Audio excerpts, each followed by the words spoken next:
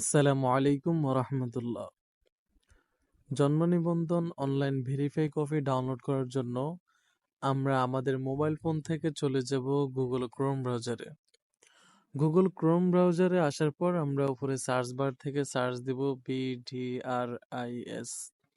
BDRIS লিখে গো বাটনে click করার পর আমাদের সামনে bdris.gov.bd যে ওয়েব পোর্টাল আছে ওয়েবসাইটটা আমাদের সামনে চলে আসবে।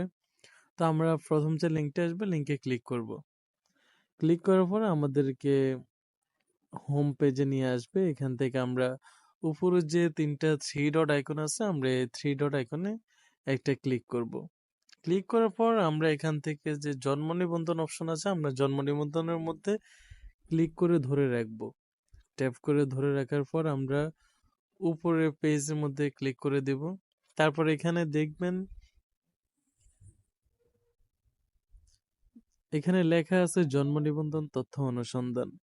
তো আমরা জন্ম নিবন্ধন তথ্য অনুসন্ধানে ক্লিক করে দেব।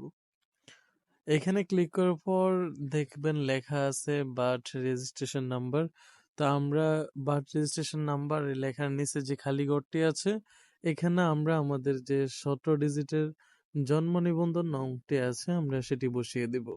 তারপর নিচে দেখেন ডেট অফ বার্থ দেওয়া আছে, তো আমরা এখান থেকে ডেট অফ বার্থটি দিয়ে দিব। ডেট অফ বার্থটি আপনি চাইলে এখানে যে ক্যালেন্ডার শো করে ক্যালেন্ডার থেকেও দিতে পারেন, অথবা এটি আপনি চাইলে টাইপ করেও বসে দিতে পারেন। অবশ্যই আপনাকে আগে জন্মসাল, তারপরে হাইফেন, তারপরে মাস এবং হাইফেন, তারপরে তারিখ দিতে হবে। দেওয়ার পর আউটসাইডে ক্লিক করে এখানে নিচে একটা ক্যাপচা কোড আছে, এক একজনের ক্ষেত্রে এক এক রকম হবে। তো আপনার ক্ষেত্রে যেটি আসবে ওটি বসিয়ে দিবেন। ক্যাপচা কোড দেওয়ার পরে এখানে নিচে যে সার্চ অপশন আছে আমরা এখান থেকে সার্চে ক্লিক করব। সার্চে ক্লিক করার পর আমাদের সামনে জন্ম নিবন্ধনের অনলাইন যে তথ্য আছে সম্পূর্ণ তথ্যগুলো শো করবে। সামনে তথ্যগুলো শো করলে আমরা এটা ডাউনলোড করার জন্য পিডিএফ আকারে আমরা উপর থেকে চলে যাব থ্রি ডট মেনুতে। থ্রি ডট মেনুতে চলে যাওয়ার পর এখানে যে শেয়ার অপশন আছে আমরা এখানে শেয়ারে ক্লিক করব। শেয়ারে ক্লিক করার পর আমরা নিচের দিকে দেখতে পারবো প্রিন্ট অপশন আছে। তো আমরা এখান থেকে প্রিন্টে একটা ক্লিক করে দিব। প্রিন্টে ক্লিক করার পর দেখবেন যে আমাদের সামনে এটি তৈরি হয়ে যাবে। তারপর উপর থেকে যে পিডিএফ অপশন আছে আমরা এখানে পিডিএফ অপশনে ক্লিক করে দেব। পিডিএফ অপশনে ক্লিক করার পর আমরা আমাদের ফাইল সিলেক্ট করব যে কোন জায়গায় রাখতে চাই আমাদের ফাইলটি। তো যেহেতু ডাউনলোডের ভিতরে দেওয়া আছে আমি এখানে নিচ থেকে সেভ বাটনে ক্লিক করে দিব। বাস আমাদের ফাইলটি সেভ হয়ে গিয়েছে। এখন আমি যদি ফাইলে গিয়ে আপনাদেরকে দেখাই, ডাউনলোডে গেলাম, যাওয়ার পরে উপর থেকে পিডিএফ ফাইলটিতে আমি চলে আসলাম।